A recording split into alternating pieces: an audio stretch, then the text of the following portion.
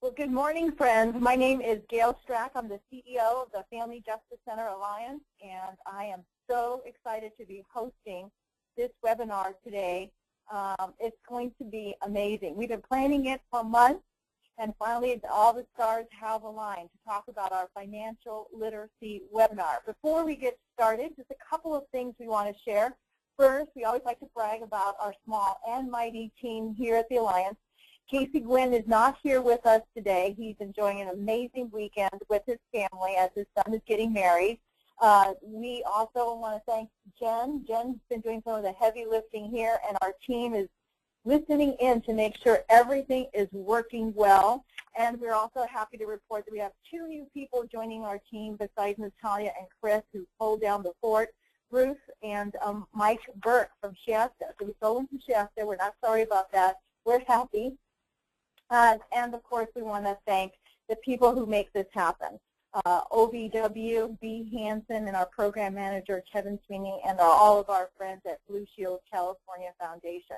It is really something when you have funders who support and share your dream and vision and allow you to do the things that you know make a difference to others in the world. So thank you very much to OVW and Blue Shield. We also want to give a final shout out about our conference. We really do have a full house, but I do think that there's a few spots left. If you haven't decided or you're trying to still think about whether you should go or not, I would say definitely do it. We have 500 people coming, and that does not even include our faculty. So it's really exciting. Hope heals, health matters. We've got some dynamic speakers and topics. And we also plan to have a lot of fun. So we have a couple of classes that will be outside, and you can still get credit. So I definitely suggest please join us. A couple of things our team wants to make sure that you all know. Give us 48 hours to download all of this information and make it available to you in our resource library. We love the fact that we're able to show and share this webinar over and over again. And I know while we have a lot of people attending this session, this particular webinar is going to be one of those keepers. It's going to pay dividends over and over again. So please share this with your friends, with your clients, and with others. So now I have the honor to introduce 2 amazing women who will carry this forward. First and foremost, we have Judge Margaret Mann right here from our Southern District of California in the U.S. Bankruptcy Court. She has been a bankruptcy judge for the last 5 years, and as I've had a chance to get to know her over the last probably good 6 months or so, I've discovered she is an amazing woman who has a passion for this work, not only in the financial aspect of this, because she is an expert with a BA in finance, spending her private practice in this field, also working with judges and being a chair of the education committee. But she sees a heartbreak that happens in the courtroom, and in staying in the courtroom, she decided to go out, to go outside the courtroom and to help others and prevent them from coming to see her in her courtroom. So she's going to tell you about an amazing program she and others are working on, but it's also to give back to victims of domestic violence in particular, so they don't have to have additional heartbreak after they leave that abusive situation. And to share her story, we have Liz Bent. Ms. Bent is also very special to us. She has been a member of the Voices Committee for, we're thinking, at least 5 years, and has been very active. I don't think Ms. Bent has ever even missed a meeting. I just don't think it's ever happened. She's usually the first one there and the last one to go, and has never missed a meeting. But she's also a leader. She has helped other survivors find hope, find healing. She's a mother of 3 children, and she has gone from a survivor of domestic violence, receiving services at the Family Justice Center, and now owns her own business. So with that said, I want to turn it over to these amazing ladies to share what they know about this and help others. All right. Well, thank you all for participating in this webinar. I am Margaret Mann, a judge in the bankruptcy court here, and as Gail introduced me, this is something that not just me, but an entire committee and lots of bankruptcy judges around the country have put together, because we realize that people have trouble financially often because they really don't know good money management practices. And that's particularly severe where you have people who are in vulnerable situations, either because their parents didn't teach that to them, or they've been in a situation like the victims of family violence where they have been repressed and not have an opportunity to really know what's right. So what we're going to talk about today is a wide range of things. Hopefully that's really relevant to you, and I'm really grateful that Lisa is here because she can make it real for all of you, and hopefully you'll get something useful out of this. But as Gail said, the materials are going to be on the website. They're really helpful connections to different information that'll give you the details. So what we're going to cover is everything from responsible spending, saving and budgeting, good money management practices, the details of credit, student loan in college, and knowing your options if you overspent. Now, some people think, oh, well, you know, the line used to be, I don't know why my bank account is overdrawn. I still have checks in my checking account, or it's plastic, it's not real money. People know that's not true, but it's not just, oops, they're really severe consequences, and we really want to avoid these for all of you just by knowing how to approach credit and ending up at the end of the day being independent and free and not financially vulnerable anymore. So let's start with what the first thing is, which is money. And that's what this program's about, and everybody loves it, everybody cares, everybody likes to go out and go shopping. Sometimes it's said that only women like to shop. I would debate that because I think guys love to shop for different things like cars or, you know, music or whatever, tools. So everybody likes to be able to go shopping. The problem is, of course, making a distinction between what your wants are and your needs. And for those of you who either have small children or have younger siblings, you know that if you ask a 3-year-old, if a 3-year-old wants a cookie, they don't say they want a cookie. They will tell you they need a cookie. And that's, of course, the big difference here is knowing the difference. There is a video that's online. You can find it, and it's done by Saturday Night Live, and it's really funny. We don't have time to put it here, but it's called Don't Buy Stuff You Can't Afford. And if there's nothing else you remember from this, that's one of them. And I would recommend you read it. So that's kind of point number one. But the second point is, of course, knowing what you can afford. So budgeting. Budgeting is tough for everybody. It's tough for people that appear in my court. It's tough for people who appear to be other. It's tough for big companies. I get lots of big companies in my court, and they don't know how to manage their income and expenses to know that at the end of the day they have money. So this is the first thing, to know what you can afford. And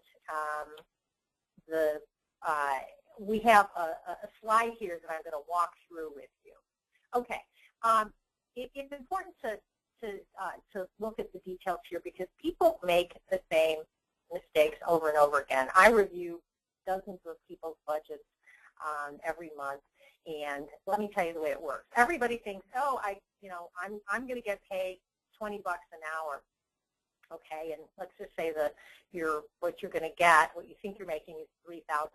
They forget that a bunch of that gets taken out in payroll deductions. You know, things like your taxes, Social Security, Medicare, all of that. So what you actually bring home, first time somebody gets a paycheck, they're horrified. I thought I was going to bring home $3,000. No, it's only $1,700, an example I get. Well, how's that $1,700 going to be used? Well, there's some things, of course, that are critical. Everybody knows you need to pay your rent, you need to pay your utility, you need water, you need gas, you need to eat. But it's the other things that are just as important, and you are going to spend them anyway, and you really need to make sure you've left room for your budget. Clothing. Things wear out. You have kids that need to be clothed. They outgrow their shoes. You need to have a budget item. Laundry.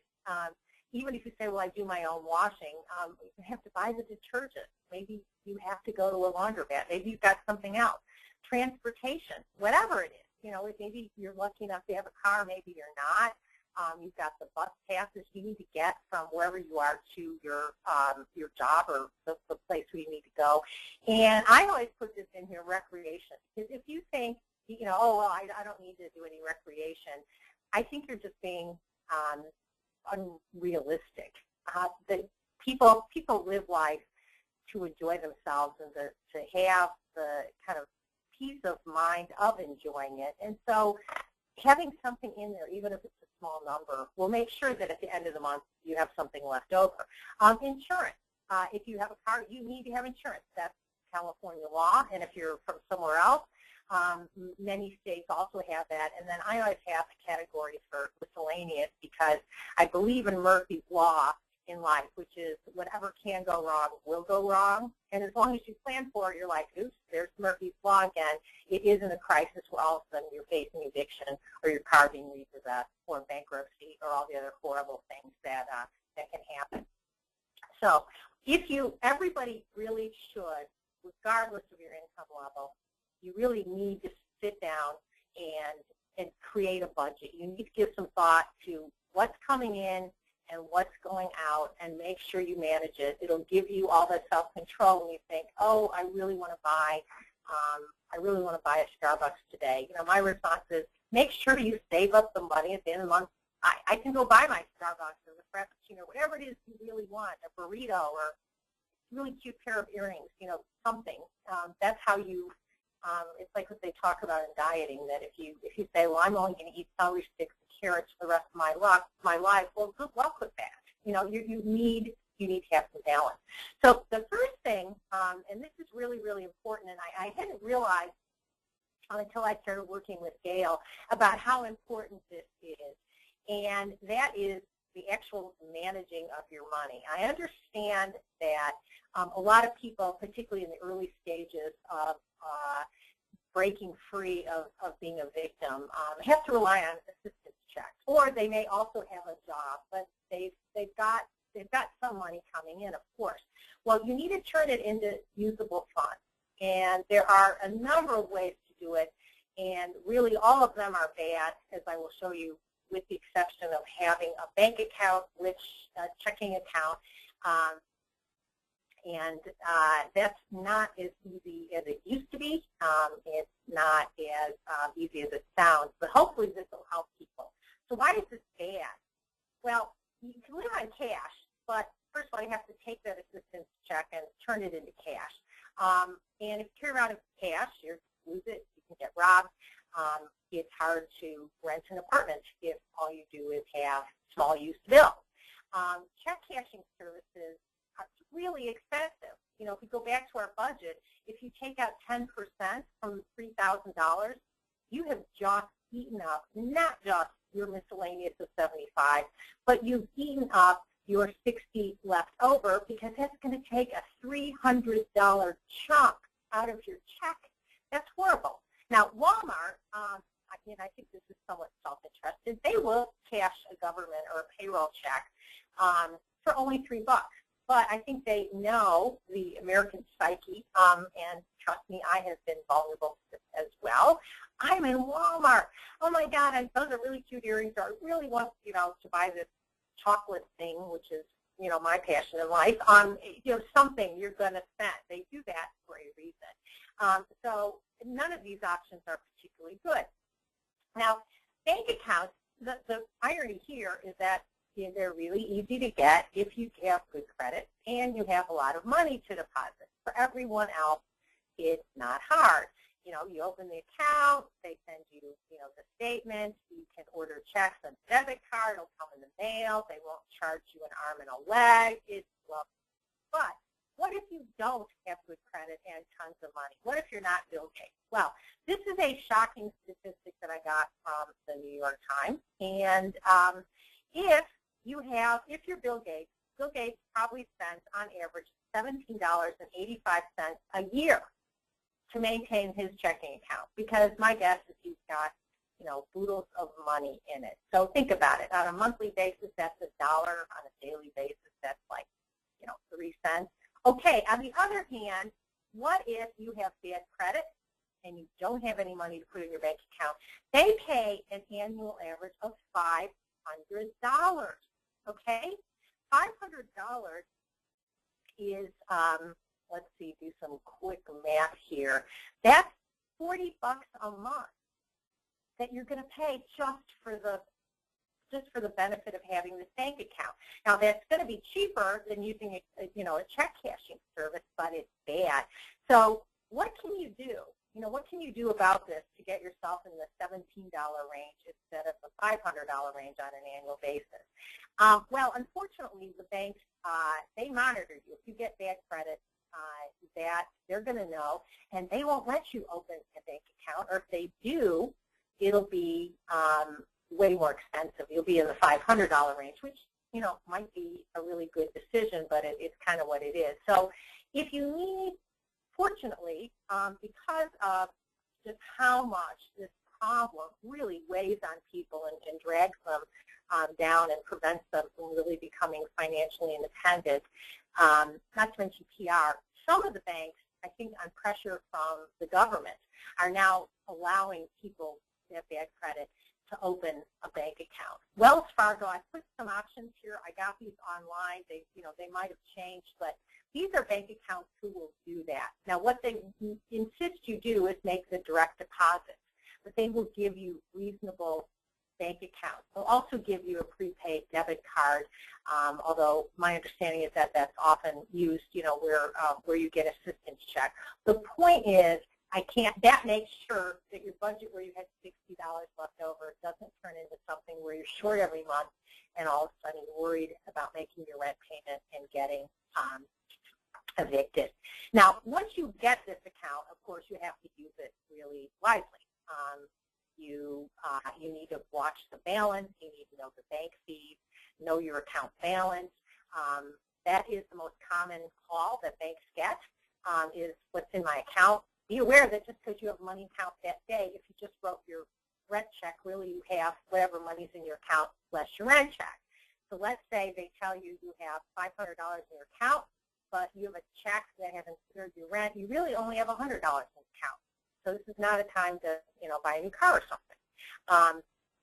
All right. So the other thing is that the financial institutions will charge you enormous fees. Let's say you do write a check for $120 when you only have $100, or you try to overdraft, meaning just take money out of your ATM. They'll charge you up to $35. So all of a sudden, whatever you just wrote that check for $120, it's really $155. And again, your budget just goes to heck. Now, we're going to talk about credit and credit cards now, but before I do that, I want to ask you guys a question, which is the beauty and it's also the ugliness of compounding of interest. Okay, this is the question: would you rather have $1 million today, right now, just drop in your bank account or hand you a check, or have a penny today and double your money every day for a month? What that means is, like as the slide shows, you get 1 penny, turns to 2, turns to 4. What do y'all think? I'll give you a minute to think, and you may well be surprised. The answer is you want that penny, okay? Because if you get a penny a day and it doubles every day for a month, at the end of a month you have almost $11 million. How can that be? Well, it's because you have the money, you're basically getting paid 100% interest. You've heard of interest rates at 10% or 25%. This is essentially 100% interest, and it's compounded daily instead of what you want in your fine print is that it's compounded annually, if it's compounded at all. But what that means is that whatever you just had itself will double. So the 1 penny becomes 2 pennies, the 2 pennies become 4, the 4 become 8. Now, this is both, as I said, the beauty and the ugliness, because the reality is that if you take out credit and you don't pay your credit card bills, what they're going to do is add that interest. So think of it as there's the penny, the interest is the additional penny when it doubles, and then all of that, the total doubles again. And so what you end up with, and this is what happens to all sorts of people, I see this every day at court, someone, ran up a balance of $1,000, let's just say, on their credit card. And by the time they come into court without buying anything else, all of a sudden they owe $5,000. How can this be? Well, the reason is the interest was compounding. They probably missed some payments. Their interest rate was 26%. And all of a sudden, for buying $1,000 of stuff, which is probably obsolete or junk at this point, they now owe, and they really do owe it, $5,000. Well, how are you going to pay that off? So that's why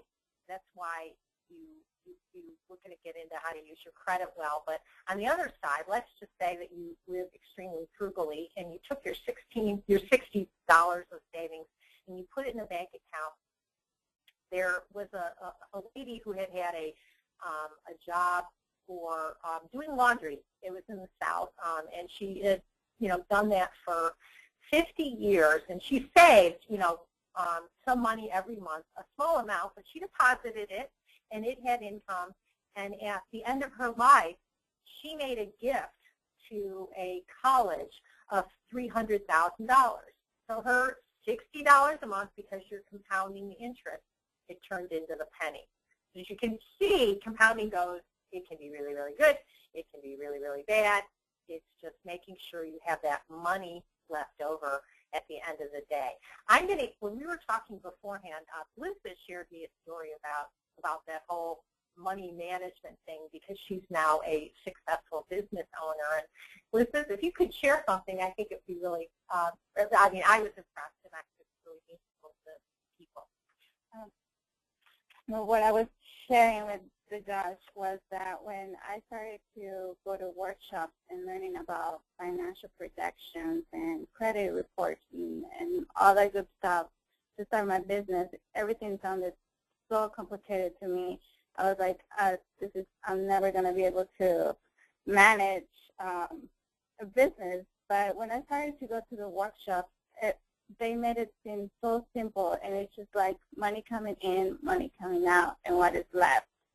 And I was so surprised, and I was like, it is, all these fancy words sound really complicated, and sometimes it scares people to just even go and learn about credit report and financial statements and all of that. It's just like, if people could just make it with simple words, people might be more,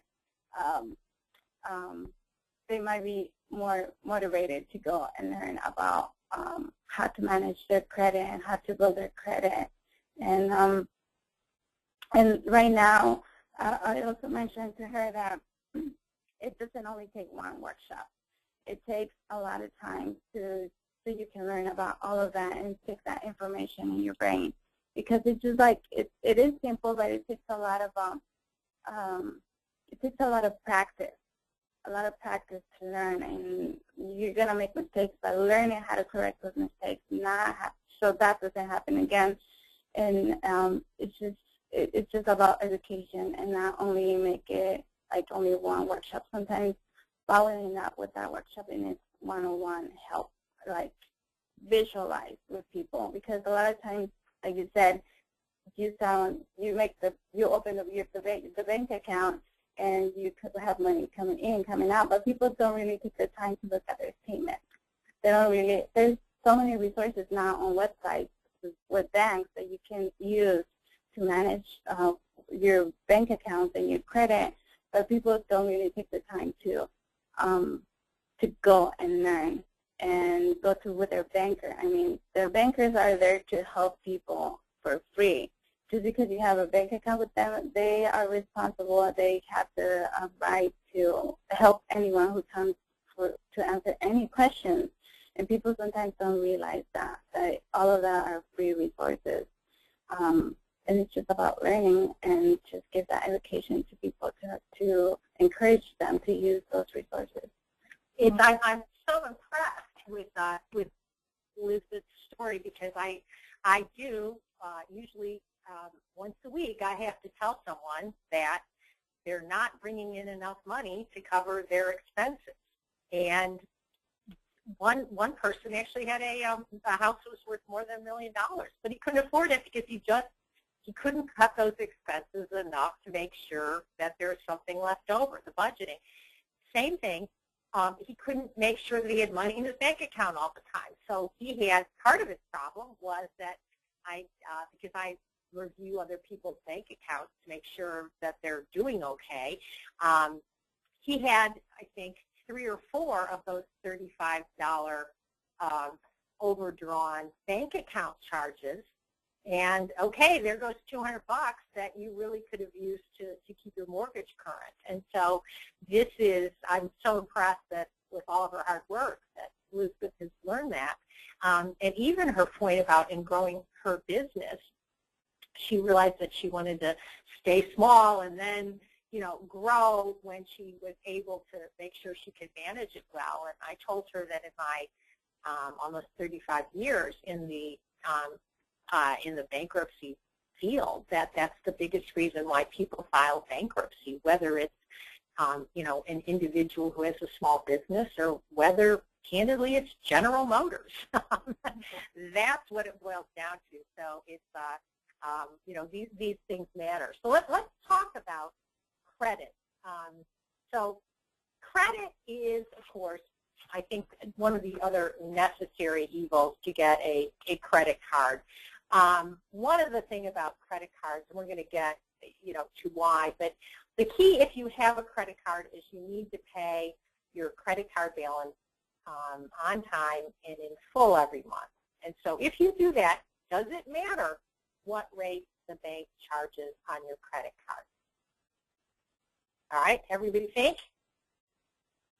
The answer is true. You don't pay any interest on the unpaid balance every month. They, in essence, cover it for you. How do you do that? Well, the reason they do it is because they charge the people you buy stuff from. But if you make your payment all the time, you will actually get, over your life, you will actually make money off your credit cards because you got to use your money in your bank account for that month. So using your credit card well adds to that, you know, the penny growing, not the pile of money diminishing. And not surprisingly, banks hate it when you do this. Now, I know that that actually some accounts, they won't do it. They'll charge you interest from the minute you use your card. But if most of them still don't, and I'm going to give you some tips on how to get a good credit card because you really do need one. And Judge, and I've seen situations when I've been trying to buy certain big items, and they say 0 interest for 12 months. Unless you read the fine line, where if you miss one, even by a day, then all of that interest ends up accruing. You get a nice big bill at the end. Yep, that fine print is pretty nasty, and I wish I could say that I religiously read all of that, but I have to admit, whenever I buy something on iTunes and they ask me if I've read the material, I can't say that I always do, but that doesn't really matter. It's just a song. It really matters where you're buying a big item is that you know how they might be able to hit you with the full balance, because my guess is you haven't budgeted for it. So it's either going to come out of savings or all of a sudden you have a financial problem. It can just change so quickly. So for those of you who are students, the law used to be, and the kind of the game that was being played was that students could get credit cards, and they used to have like free T-shirts and free, you know, sandwiches to get students who hadn't done laundry or were hungry to take out a credit card. And so people got more and more credit cards, and they couldn't manage them.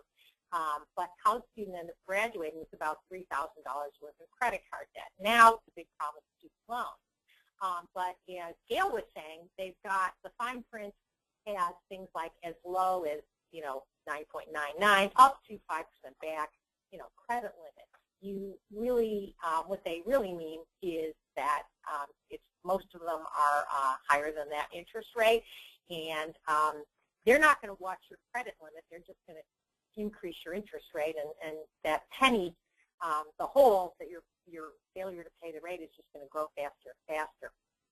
So here's my one tip: get only one credit card. Unless you're have a team of accountants who will make sure you pay your bills on time. One of the things they do is they actually give you different due dates. It used to be if you just paid it, every day, first of the month. No, now they give you some weird due date like the 23rd of the month. Who's thinking of paying your bills then? And you have to make sure you make it on time, or they're going to charge you a late fee. They're going to charge you interest, and your credit score is going to go down, meaning it's going to be worse. So here's something really important, particularly for people who are just becoming free of an abusive situation. Don't co-sign for anyone else's credit card unless you're Bill Gates and you really, really love them. Because if they have bad credit, it's going to turn into your bad credit. Don't take cash advances. Try to find some other way to cover emergency. Don't let anyone else use your card. And this is something that's really important for people starting out. They have things called secured credit cards that have better interest rate. And what you do there is, if you're really, really starting out, if you've been actually saving that $60 a month, you can get one for like $250. So in a period of like, in 4 months, you could get a secured credit card. You can start building your credit right from that $250 credit card. And they can't take your money, and you can get a better rate, and use it. Make sure you buy something each and every month, a small item, and then pay it off. And all of a sudden, you will find yourself with an amazing credit score. That's my tip of getting it started. Start small, start with a secured card, and all of a sudden, even if you've got bad credit to start with, and we're going to get to that, if you have no credit at all, which you need, just even to get an apartment in most cases, if you have that secured credit card, you can start building good credit, or you can start improving your bad credit with each and every month that you buy, a $10 item and you pay it off on time, and plus it's a tiny amount, but you've actually made money on that $10. So is that any comments here? Yes, I actually went last year with because I started my business with savings from my parents because it's a family-owned business. To start the business, I started with that amount, and then 6-8 months later, Casey and Gael, the Lions, helped me with a loan with no interest rate, but that wasn't on my credit. But that helped me to get a secured credit card with my bank, which it helped me a lot to build my credit now. So right now they're offering me a business secured credit card, which is, they were impressed. It's really hard to get a business secured credit card. Even if when it's secure, but it's a business account, it's really, really hard. Like that, it's Wells Fargo, so they told me Wells Fargo is really conservative about that, and it's really hard. So I'm really happy and excited about that, and I do recommend to start with a secured credit card because, like you said, it's your own money, and you don't. And sometimes, for me, I didn't feel the pressure. It wasn't my money. I was using, this is my money. You're right. Yeah. Well, I'm sitting here smiling from ear to ear because, I know Liz is going to be a great success. With that approach to managing money, you're going to be the kind of person who's a compound. That penny is just going to grow and grow. It's not going to keep turning into it. Oh, I have no doubt, personally. So here's just some tips that you can find in the materials. But the key thing is pay if you buy something, make sure you can pay it off that month. And if you're already in problem with your credit, pay more than just pay whatever you can. Maybe that is the month that you really go mean and lean on your budget, but do your very best to get that paid off. And pay the higher interest rate cards first if you have a bunch of them, because of the penny. But don't miss any payments on any card. Make at least the minimum, because a missed payment is what hurts your credit. So, okay, here's a quiz. When is it a good time to take out another credit card? When you are offered one in the store, how many times does that happen to all of us, and how many times have we been tempted? Okay, the answers, of course, are D. It's not a good idea to have more credit. It's only a good idea to have more credit if you can handle it. B, of course, is the discounts. The problem with it, are those discounts really worth it in the long run? It gets you into credit problems. The answer to that is heck no. When to say credit is bad is wrong, because as we'll find out in the next slide, you need to have some credit to really function in today's society. Okay. Better to pay late than not at all. All right, let's talk. Elizabeth has been talking about credit reports. They only exist for people who have established a credit history.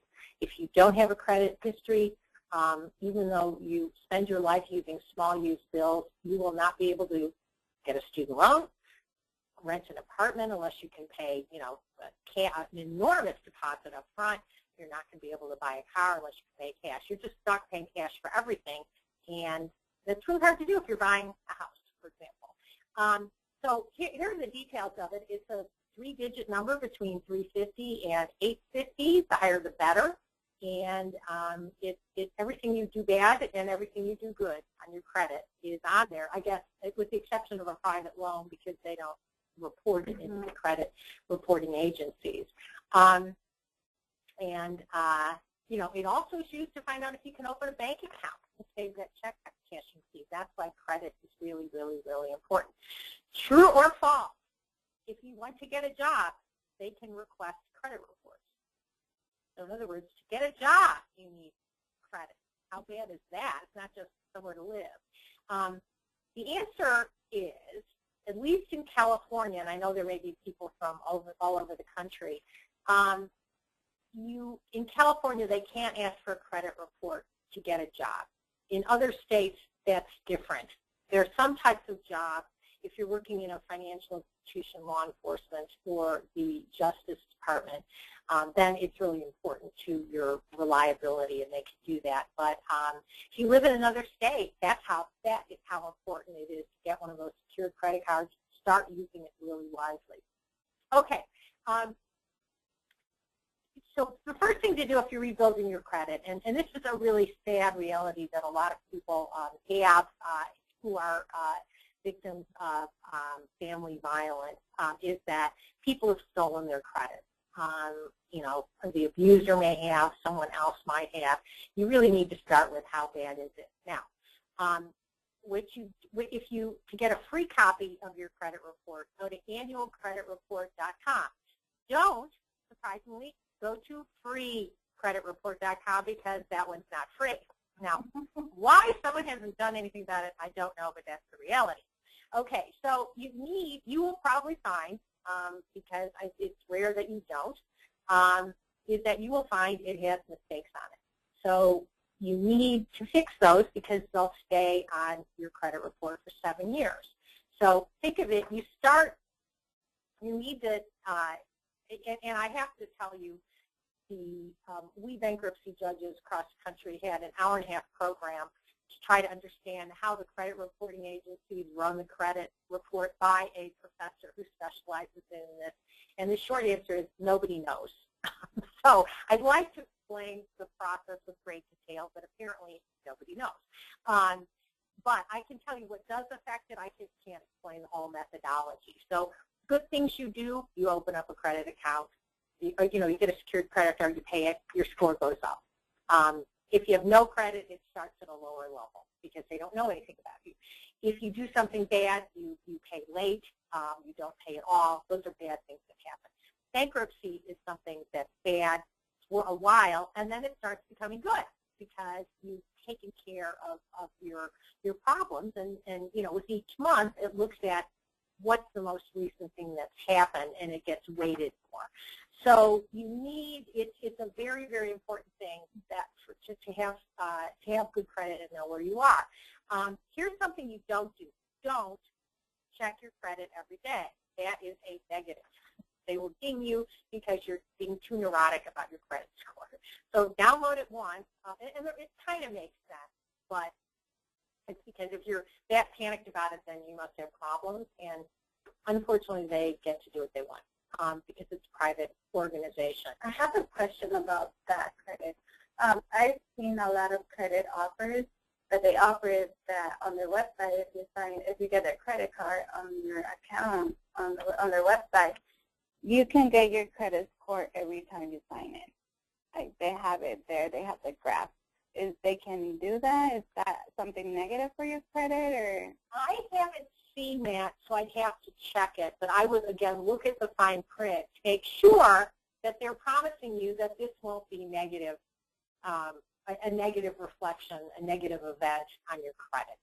I would also, I hate to sound cynical, but I have learned that sometimes that's not a bad idea, that I want to make sure that they're really not charging you. You know, think of my free credit report.com is not how you get a free credit report. So you just have to be really cautious on what you do. This information is stuff that, you know, that we've looked at, and there's a lot of stuff online that you can go to. But the short answer is, if you check it and you get assurance, and as you said, was to talk to your banker and ask them, they should be. I think it's something new, because it's something new that I'm seeing, like, from a couple of weeks from now. The banks who are over credit cards by the mail or email. That's what they're having to get people to get their credit cards, because you can actually see your credit score every time you sign in. And that might be, and I think that would be great, because then you wouldn't have these other problems. I just haven't seen it. The time that's been offered to me, they charge. Okay. Yeah. So I then canceled that because I look at my statement every month, and I asked my husband, and he said, "What are these $10 charges every month?" I'm like, what? Anyway, so as no one's perfect is I think one of the other points of this. There is a National Foundation for Credit Counseling, and that can provide help to rebuilding your finances. There is a lot of things online, and try that. We also have some information if you want to contact me through the CARE line. I have some additional information back at my office. I'm happy to send it to someone via email, but it can be done. You write a letter and you explain why you dispute the bill, and then they take it off your account unless the other person responds. Often they don't respond, and the reason is because the collection agencies that have it, they weren't the ones who you bought the stuff from. They tend to be, someone who bought a bunch of debt from the bank. Maybe there's a fourth, fifth, sixth, or seventh owner, and they have no idea whether you paid it. They have no idea. All they buy is a list of names and numbers, and that's it.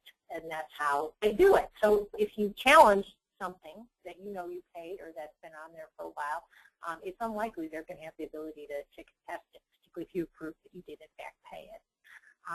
So we're going to talk briefly about student loans, because even though it's something for which we could have an entire program, but I know that a lot of you, and I am personally cheering you all on, are trying to rebuild your lives. And for a lot of people, that means either resuming or going to your education. And student loans are right now the biggest financial crisis that we are facing in this country. So much that there are programs and things that are out there to try to help people, but they've recently just exploded, and they became, when financial institutions couldn't offer credit cards, what they did is just make student loans really easy. So a lot of people took out very expensive, very difficult student loans, and the problem is you can't, like your credit cards, just file bankruptcy if it gets too much. You are going to pay that thing for the rest of your life unless you become disabled or other problems happen. So the most important thing, and this is true, this goes back to the "Don't Buy Things You Can't Afford" video that you can find online. Don't take out a student loan that isn't going to get you the job you want to be able to pay it back. In other words, it really boils down to, I'm going to give you some technical stuff, but it really boils down to being a smart consumer. So, and we have some this slide is, there are two essential types of student loans. One is good, one is very bad. Okay? The government student loans are good for a number of reasons. One, they're cheaper. Two, they can be forgiven for government service. And when I say that, that definition is really, really, really broad. Government service can include everything from teaching in a low-income neighborhood, to being a police officer, to being a bankruptcy judge, to to all sorts of things. And the good news is that you pay for 10 years, and then it's gone. They just forgive it. It's gone. The other thing that's really good is that they only require you pay 15% of your income. So let's say, because you've taken a government job, you're not getting paid as much as if you were, working on Wall Street or something. You're limited to only paying 15%. So if you work it in your budget, you can pay it. The other thing is that when you take the loan out, everybody knows when you go to school it takes a while. You're learning. So with government loans, they don't start charging you interest, that whole penny thing again, until you graduate, and then you have 6 months. Now let me talk about the private institutions, the private student loans. They don't do any of that good stuff, okay? Their interest rates, I looked into this for my son who's in professional school. Government loan was 3.4%. The private loans were 8.7%. Okay, more than double. Okay, 2, those loans would have been accruing interest the minute you took them out. So, if you're going to a 4-year college, you take out the loan and you pay your first semester tuition. That thing, let's say you took out $20,000, $20,000. At the end of 4 years, what you're really going to owe, and you still don't have a job, is you're going to owe about $24,000. Does not happen with government loans. Okay? Here's the other thing. Let's say that you had a desire to you took out, and this happens, $100,000 of loans to open up a beauty shop, and it turns out you're terrible at cutting hair, okay, or doing perms, or coloring. The problem with those loans is that you're going to end up having to pay them, and if you're not going to be limited to government service, okay, it's not, beauty is not government service, you are going to have to pay them beyond the 10 years, and you're probably going to carry those things for the rest of your life. So back to my critical point is make sure that we'll get into this with some of the making a wise choice on the education, is make sure that the loans you're taking out are reasonable, that they're government loans, and make sure that you're taking them out with something that's going to work for you, both in terms of job prospects and what you can actually do well. Because if you find those things, not only, this isn't just about money. I mean, people who have money problems are much less happy than people who are not, and that's really what this is about. So some of these are, I'm not going to go through this quickly, but these are the type of government student loans. Your head is going to spin if you try to remember these things, but there is in the material, or you can contact me. You can find a lot about this online, and the institutions will help you because they know you need to finance it. Here's some student loan tips. Work study. You can get, I did that when I was in law school. You can get scholarships if you work hard enough in certain ways, and you can get a job. I did that too. I worked as a cocktail agent. Here is make sure that your school is going to provide you a good education. Here's the website, and the government has ways to talk to you about what you can do to resolve the student loan issues. Vocational schools are a really good investment because that's what you're doing. You're investing in your future. But if you've got something that has good job prospects and you love it, maybe you really want to work in the medical field, paralegal, you can get a certificate. You can do so for far, far, far cheaper. And it's you can also as long as you've got a job prospect at the end of the day, those are the people you see on TV. I went to XYZ IIT, and now I have a job in tech. Perfect, if that's what you want and you've checked it out. Community colleges are great to get started, and it's great if what you really want is a professional degree, because you need to get started with it. In at least California, and some of them have technical things, technical certificates, real estate appraisal, aviation. So again, you have to look to it. I'm going to end with the one thing that you also can find online, but it's kind of beyond the scope of what we can cover today, and that's payday loans. If you go to YouTube and you type in John Oliver and payday loans, he did a whole program on how utterly awful payday loans are, and it's hysterically funny, although it's full of bad words that I could not put on this. We're not going to play this video in any event, and including a guest appearance from Sarah Silverman. And I'm just going to summarize what they said, in part because I'm not as funny as they are, but also because the information is so valuable, I would hate to exclude it. It's important. Payday loans can have interest rates because of the compounding, because of the penny. They're as much as 300% because of the hidden charges that they have. They are something where people, and the way they work is that you essentially, before you get paid, you need to get the money. So you essentially sign over your payday to this entity. And then rather than pay you, they pay the payday lender. So they take your whole paycheck. So whatever money you've gotten, that's all you're going to get for that month. So you can imagine already how scary that is. And plus, the interest rates are crazy. And the John Oliver piece showed about how people, that they had started living where they had to take a payday loan out because they couldn't pay their rent. So they had to keep doing it. Interest was accruing. They couldn't make any payments on it. This will drive people into bankruptcy.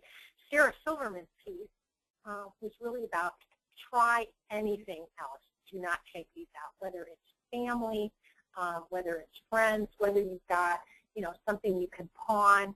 It really is anything else that you should use on these, because in some states they're starting to outlaw them. They're so tough on consumers, and they seem easy because they're all over the TV, and it's just bad. So that's another piece of advice.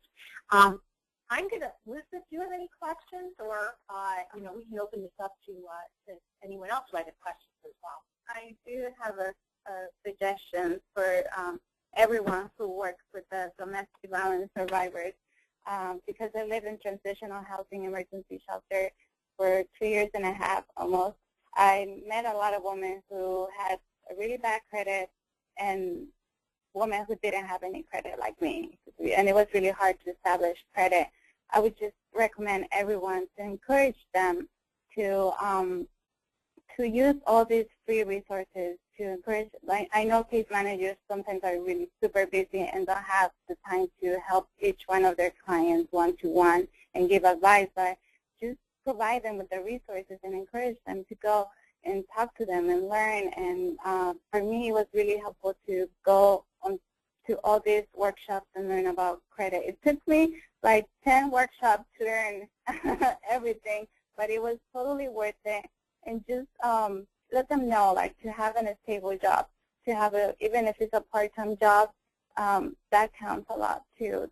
That means that that person is responsible, trustworthy, and that banks do consider that too. And also have good references. For me, it was also really helpful to have good references, even as a volunteer, to establish those good relationships. And just, I know a lot of clients are really hard to deal with, but there's also good clients who really work really hard to start again, to start all over, and just encourage them and be supportive with them. I think that the issue about working a volunteer job, I've seen that happen with people I know. You go volunteer, but then they realize if you're doing a good job, it can often turn into an actual paying job. You know, there are stories like that, and if nothing else, if you get a reference out of it, it's really another good investment in yourself, and all of you are worth that investment. Okay, well, I'm going to switch, and thank you both so much for being here, sharing your expertise, and Lisbeth, you are one of those amazing clients that has done miracles. And the other thing about Lisbeth is that she really has opened up her heart, just like Judge Mann, to help other people. And I have to say, I'm sitting here embarrassed, all the things that you covered here. Where were you in my life? I'm so years ago. As you know, starting off my career very young, it's easy to make all these mistakes. And I was thinking of my mother as well. She would sometimes hold 2 jobs to try to make ends meet. And she would think that she's making some good purchases on sale and taking out all these credit cards. And I can't tell you how many times I saw those bills come in that she just didn't have time to pay and how things would accrue. And here's a working mom, working the day, working at night, trying to find good deals, and those good deals can turn into a little mini disaster. But there's so much wonderful information. So right now we are at the point that if you have questions, please type them in. You will also have an opportunity at the end of this webinar to make suggestions. And I'm going to ask Judge Mann to talk about some of the ideas that you had, just plant a seed with all of you that are still with us, because we're planning the future. As you know, at the Alliance, we like to say, dream big, start small. So we think that this is an opportunity for us to have a series of webinars and or workshops. So Judge Mann, if you would share a little bit more about some of the ideas you're thinking about right now and how your group can continue to help. Well, one of the ideas that we have, and we actually have a committee set up, is that if we started doing this in a just going to high schools, because they weren't teaching financial literacy in high school, and all around the country this is done. But we realized that although we're serving those kids, we realized that vulnerable people, I stumbled into Gale through another organization I did through the Women's Judges Association, and I realized that people who are vulnerable because of something that happened in their life, whether they're kids in dependency, or sometimes it's military people that are out, or particularly victims of family violence, have the same problem. They're adults, but they have the same problem. So how can we help?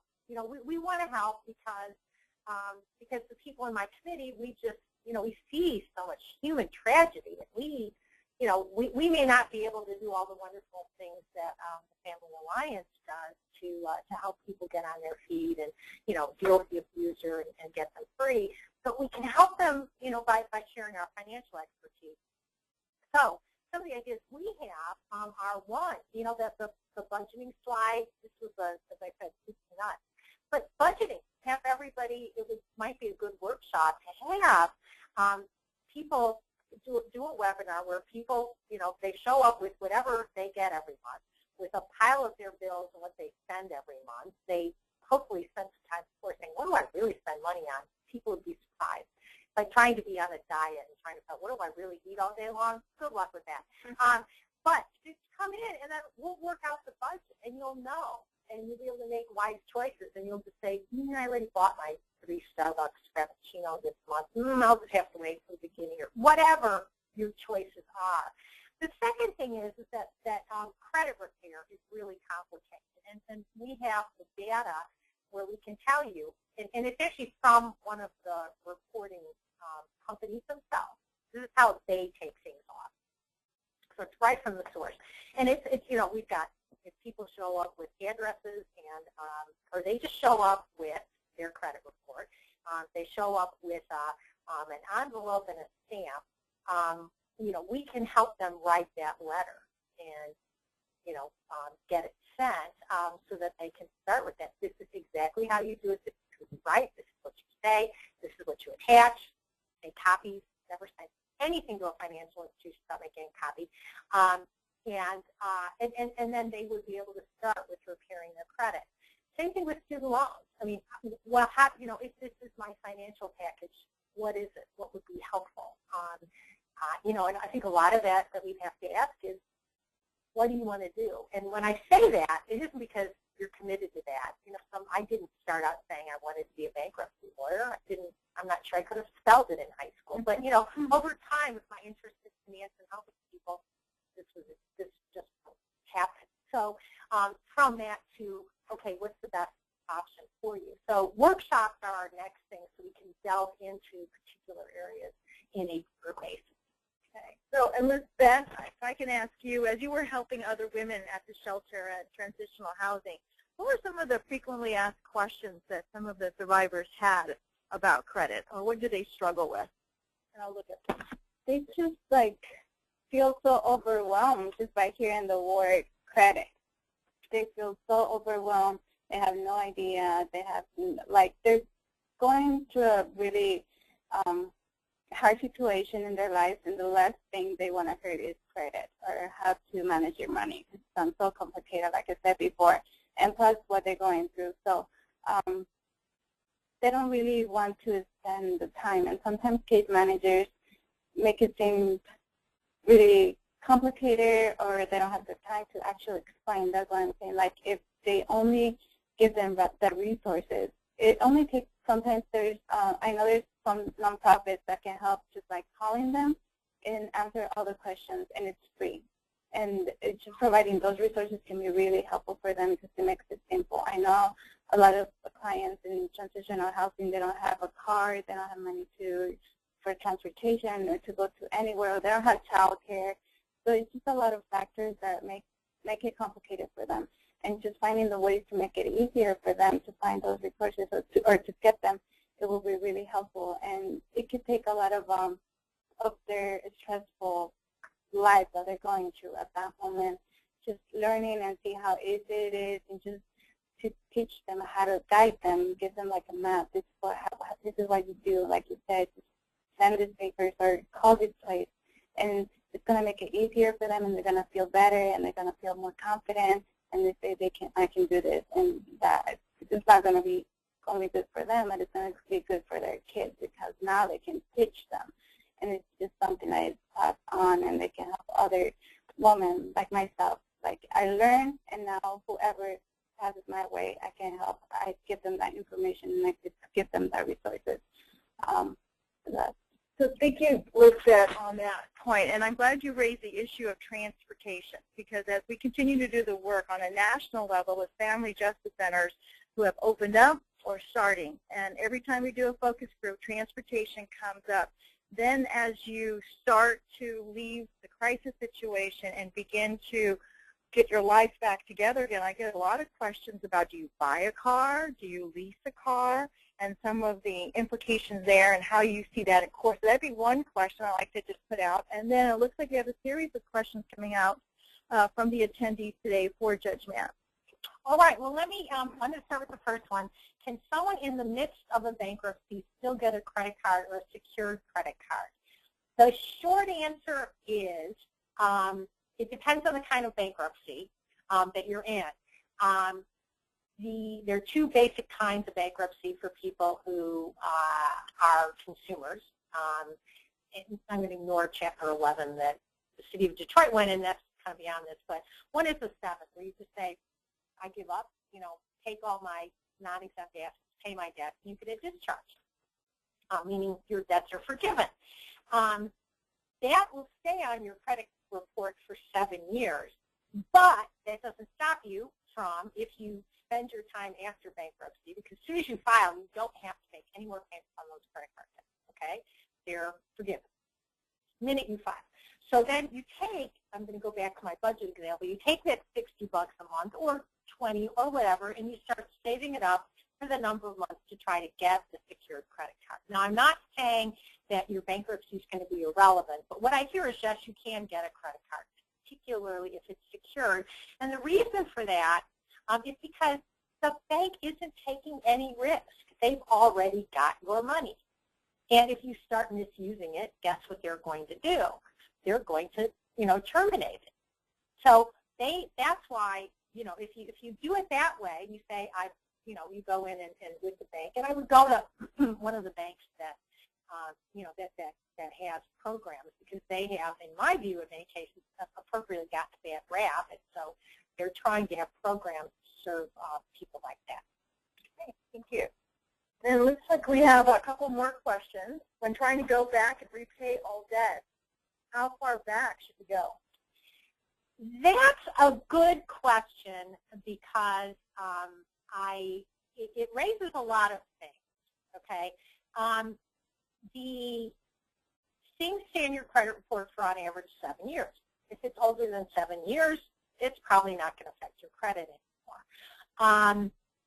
On the other hand, there are some debts that you have to pay. They will stick with you for life, like child support, if that's what you owe, or taxes, if that's what you owe. Those are particular debts that really a problem, and those, those should be prioritized. Pay those, and other stuff doesn't matter. And you might find that it's better for your credit to just file bankruptcy, because in bankruptcy, if you file, you can start having positive things there. I forgot to mention the other kind of bankruptcy is Chapter 13, where for 3 years you just give your income, and at the end of it you get your discharge. Some banks, but not all banks, treat that more favorably. So that's something that you should talk to with your bankruptcy lawyer. When trying to go back and pay all of that, again, you need to know what debt it is.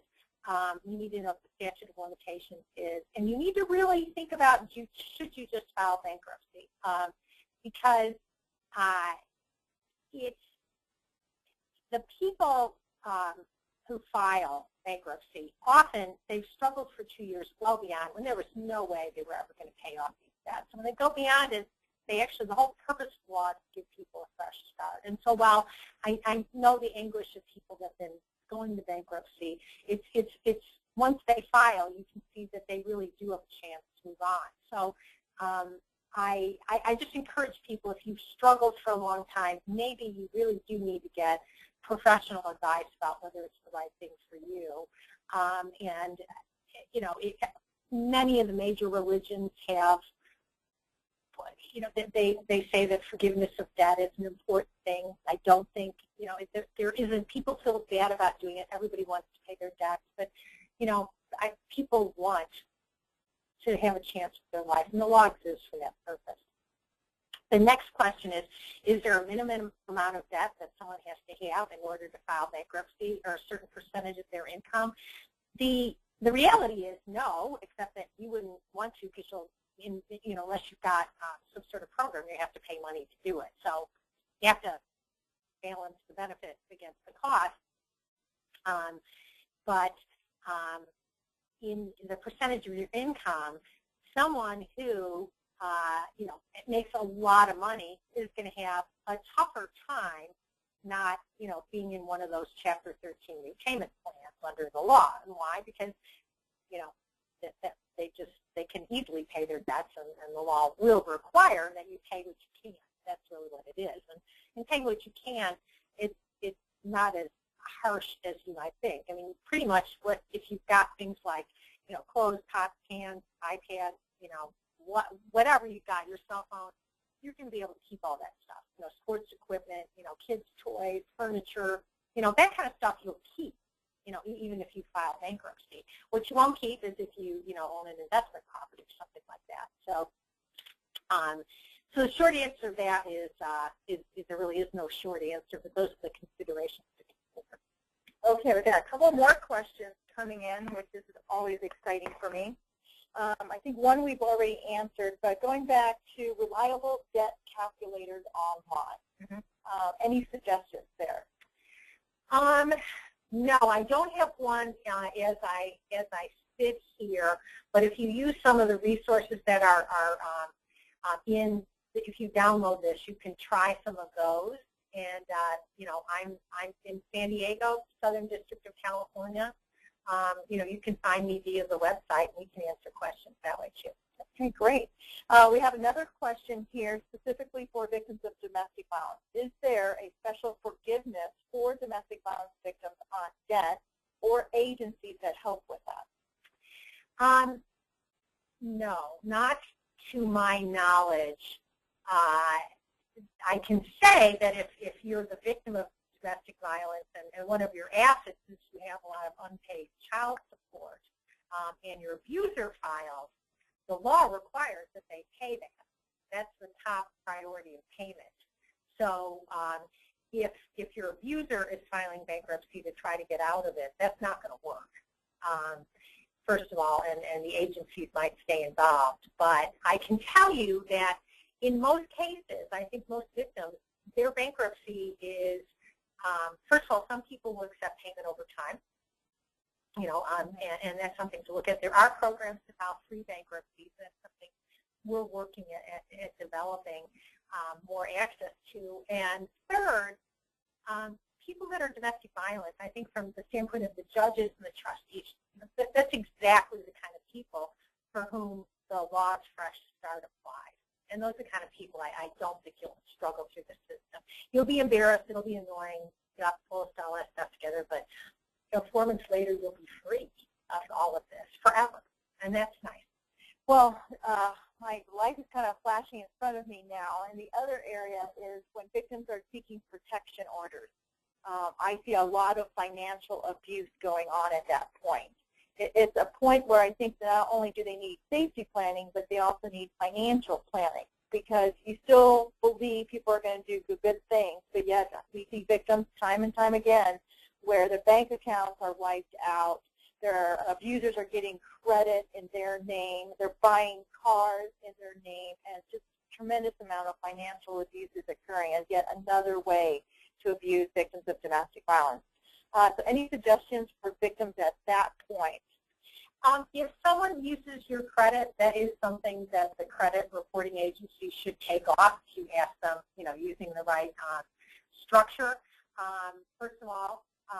Second of all, if you are getting ready to go, make sure you've got enough to transition yourself to a safer, enough of whatever. Make sure that you've brought your critical records, your birth certificate, social security card. You probably tell people that, but that's the kind of stuff you're going to use for credit. If you have credit cards with your abuser, call and cancel them before you leave. There you go. Do it. Just call them and say, I'm canceling this credit card. Take my name off. And then if they continue to let them charge, not on your credit, you're out. And call your bank and say, if you've got a bank account, say, I'm not allowing, if it's only in your name, say, I'm not allowing another person to take out money. So you really, as I'm sure you explain to people just from the financial side, these are ways you can protect it. It's always something that people, say you should have a bunch of cash sitting around. When I say a bunch, enough to cover needs. Maybe you want to open your own bank account that the abuser doesn't know about. Put your own money in that. They don't have to know, and they have no way to find out unless it's something illegal to hack it. Okay, well, thank you. So I have a question now about planning for the future. What's better, 401k or Roth IRA?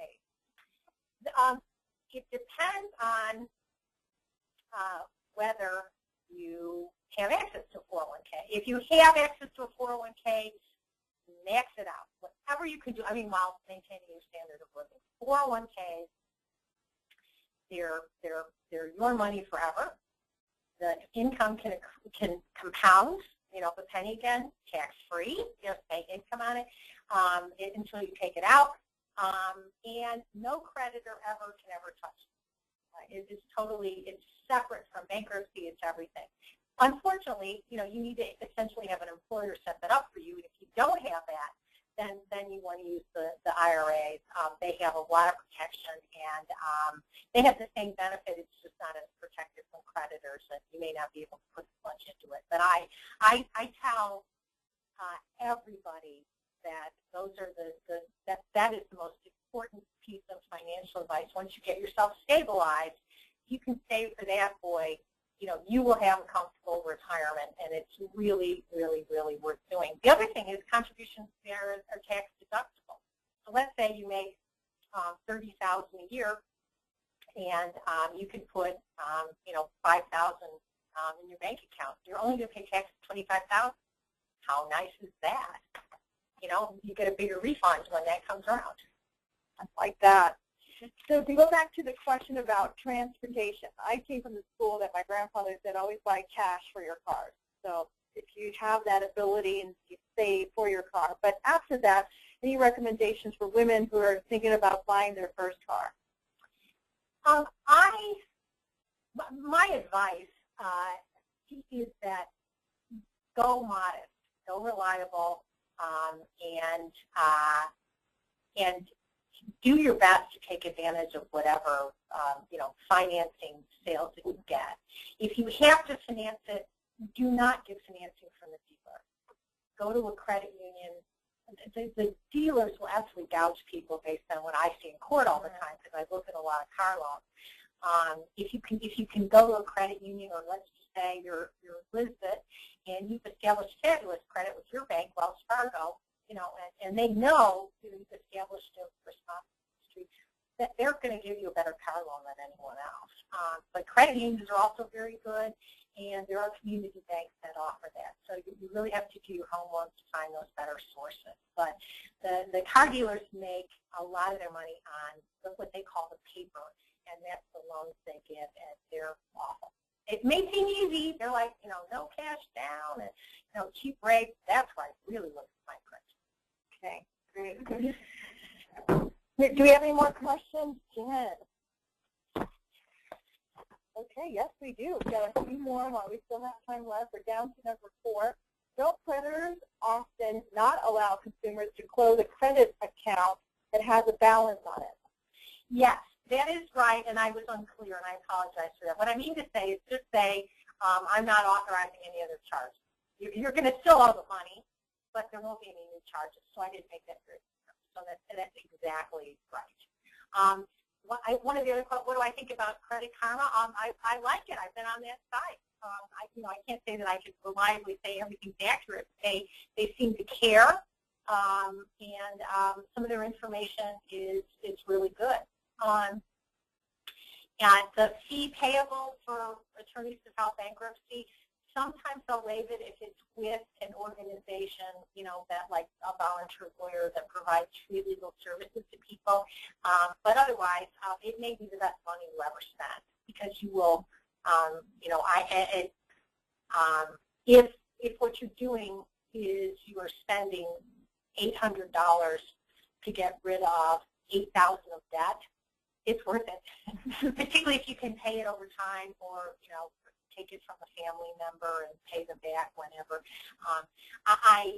It is really tough, but, you know, if you can't find a free resource, it's money well spent, really is. Or even just to talk to someone. I would offer, and this is true here in San Diego and it's true a lot of other places, but there are organizations that will provide, you know, free legal help. Maybe bankruptcy isn't for you. Maybe there's a better way. And you know, I would just be alert to what opportunities are out there with the community organizations. So I have another question. You're an amazing resource to everyone here in San Diego, and I know you have a group of volunteers in the CARE program. Is this program available to other states? It is, and in fact, I'm on the National CARE Advisory Board that's run by the American Bankruptcy Institute out of Washington, D.C. And there's bankruptcy judges. I'm just trying to think of all my friends and where they're from, but I can tell you there's in Florida, they're in Chicago, they're in Kansas now, they're in Washington State, they're in Los Angeles. We haven't set one up in San Francisco. They're in Boston. Boston has a really great program. You know, we can, if someone's somewhere and they want to know if there's a CARE program, again, contact me, and I will get on the bankruptcy judge blogosphere. We're actually a lot more fun than you might think, but, and I could probably find you. Oh, that's great. Because one of the things I'm thinking, we have a lot of FJC directors, and we also have executive directors from different domestic violence, sexual assault, and other nonprofit programs, is how do we connect this program, federal judges from bankruptcy court, to your community, and you just got the answer. So Judge Mann is willing to help all of you that are on this call. And please continue to type in your questions. If we end up running out of time, I have a feeling Judge Mann will be willing to answer questions even after the fact. The other thing is please give us suggestions as you fill out the evaluation of what more, and especially in this area, you would like to see in the future from the Alliance that we can work with Judge Mann, the CARE program, or with our local programs. Having said that, I think we're starting to wrap up our time and questions. So a couple of things that we want to remind all of our listeners today.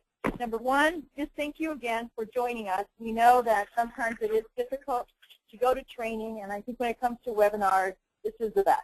You don't have to go anywhere. You don't have to get on the plane. You don't have to pay for parking. You can just download this program or watch it live. So a reminder that our team wanted everyone to have is that it takes us about 48 hours to download and post it on our website, but it will be available to you for free that you can view at any time. And please take this opportunity to share it with others. Listening to us that and the questions that came up at the emergency shelter and transitional housing, obviously this is a resource to our programs who are out there.